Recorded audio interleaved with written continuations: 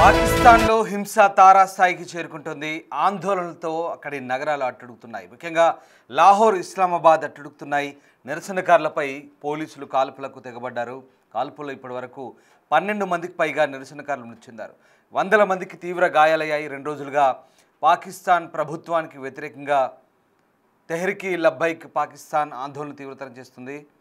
లాహోర్, ఇస్లామాబాద్లో పెద్ద ఎత్తున నిరసనలు కొనసాగుతుంది. దీంతో వందల మంది నిరసనకారులు అరెస్ట్ అవుతున్నారు. ఈ క్రమంలో పోలీసులపై జనం తిరగబడుతున్నారు. పోలీసులపై రాళ్ళు, కర్రలతో అటాక్ చేస్తున్నారు. అరెస్టులు, పరస్పర దాడులతో పరిస్థితి ఉద్రిక్తంగా మారుతోంది. ఇక ఇజ్రాయెల్ గాజా ఒప్పందంలో అమెరికా తీరును వ్యతిరేకిస్తూ టీఎల్పీ ఇస్లామిక్ సంఘాలు మండిపడుతున్నాయి. లాహోర్లోని అమెరికా రాయబార కార్యాలయం ముట్టడికి టీఎల్పీ పిలుపునిచ్చిన నేపథ్యంలో ఈ ఆందోళనలు చెలరేగుతున్న పరిస్థితి కనబడుతోంది.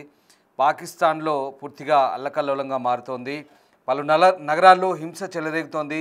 కీలక నగరాల్లో ప్రస్తుతం తీవ్ర హింస కొనసాగుతోంది. గాజా ప్రాంతంలో ఇజ్రాయెల్ దాడులకు నిరసనగా టీఎల్పీ సంస్థ చేపట్టిన భారీ ర్యాలీ హింసాత్మకంగా మారింది. ఆందోళనకారులు పెద్ద ఎత్తున నిరసన తెలుపుతూ పోలీసులపైకి రాళ్లు రువ్వారు. లాహోర్, ఇస్లామాబాద్, పెషావర్, క్వెట్టాతో సహా దేశంలోని అనేక ప్రాంతాల్లో ఈ హింసాత్మక ఘటనలు చోటు చేసుకున్నాయి. ముఖ్యంగా ఇస్లామాబాద్లోని అమెరికా ఎంబసీని ముట్టడించేందుకు నిరసనకారులు ప్రయత్నిస్తే పోలీసులు వారిని సమర్థవంతంగా అడ్డుకున్నారు.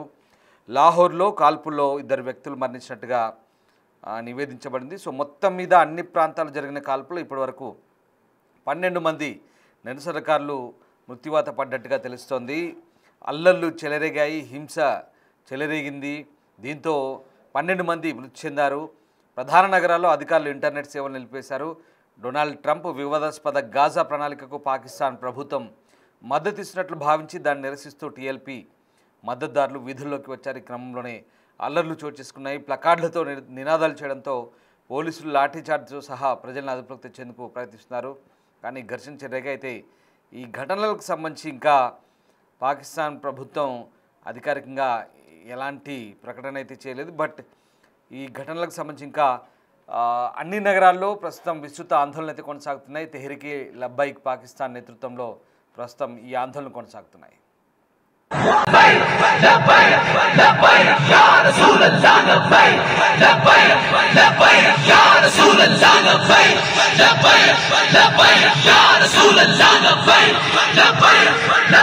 के दरमियान मौजूद हैं। रेंजर की शदीद गोलियों और शेलिंग, पंजाब पुलिस की तरफ से फायरिंग,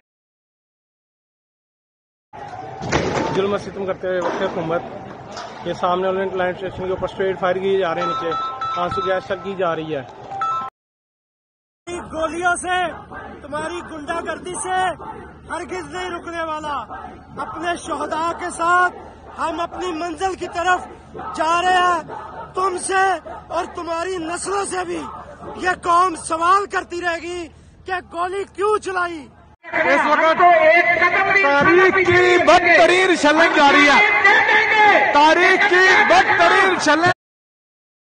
తీవ్రవాద Islamic party Tehreek లబ్బైక్ Pakistan TLP నిర్వహించతలపెట్టిన లబ్బైక్ Aqsa million March నిరసనను అడ్డుకునేందుకు ప్రభుత్వం కట్టుదిట్టమైన చర్యలు చేపట్టిన నేపథ్యంలో ఇస్లామాబాద్లో జరిగిన అల్లర్లలో ఒక్కసారిగా పోలీసు కాల్పులు చోటు చేసుకున్నాయి.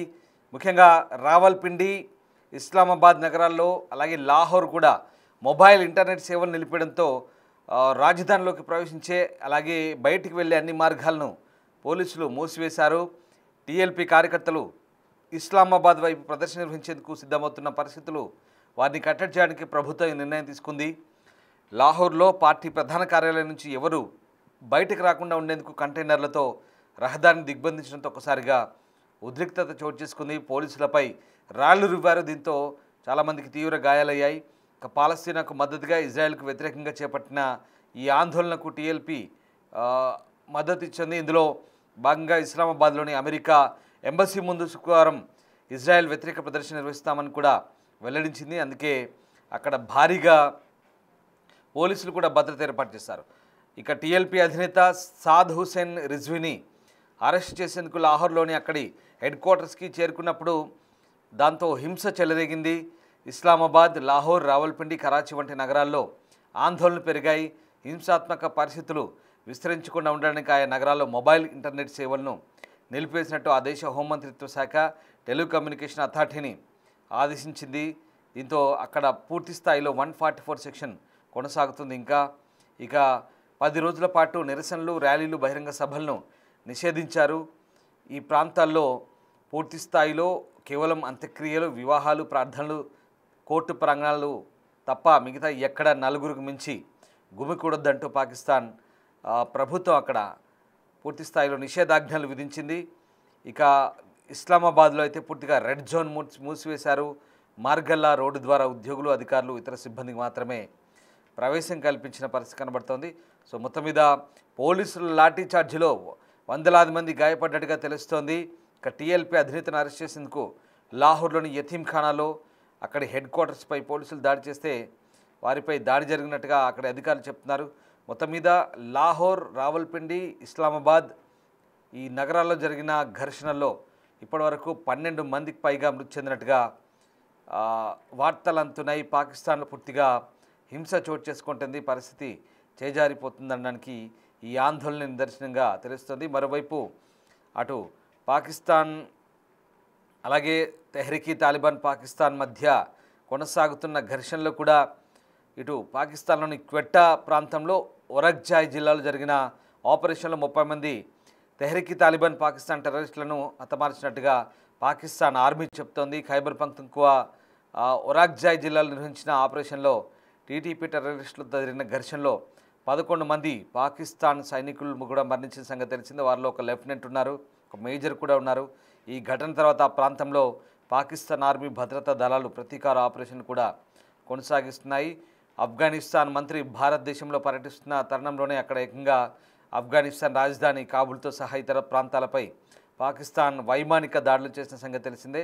దీంతో ఇప్పుడు ఆ 2 దేశాల మధ్య కూడా ఉద్రిక్త పరిస్థితులు చోటు చేసుకుంటున్నాయి. ఈ 2 దేశాల మధ్య యుద్ధం తలెత్తే వాతావరణం కూడా ఉందంటూ నిపుణులు చెప్తున్నారు.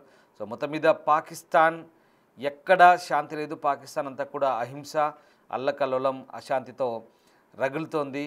ఇంత జరుగుతున్నా వాళ్ళ ఏకైక శత్రువు టార్గెట్ భారతే అని చెప్తోంది. భారత్ విషయంలో మాత్రం వైఖరి మార్చుకోవట్లేదు.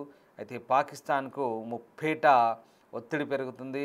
పాకిస్తాన్లో అంతర్గతంగా ఆ దేశంలో శత్రువులు అలాగే బయట నుంచి కూడా అటు బిఎల్ఏ ఇటు తాలిబాన్ నుంచి ముప్పు పొంచి ఉన్నప్పటికీ కూడా ఆ దేశ ఆర్థిక పరిస్థితి దిగజారినప్పటికీ కూడా టెర్రరిస్టులను ప్రోత్సహిస్తూ ఆ దేశం అక్కడి ప్రజలను మభ్యపెడుతుందనే విమర్శలు కూడా ఉన్నాయి.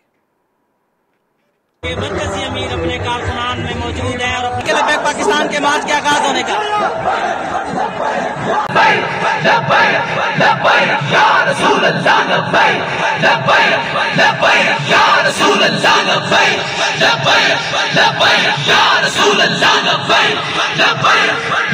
के दरमियान मौजूद है भाई खुद आ चुके हैं जी अंशु भाई, शेलिंग वाली जगह खुद आ चुके हैं अंशु भाई। शेलिंग के बाद अमीर तहरीक लबैक पाकिस्तान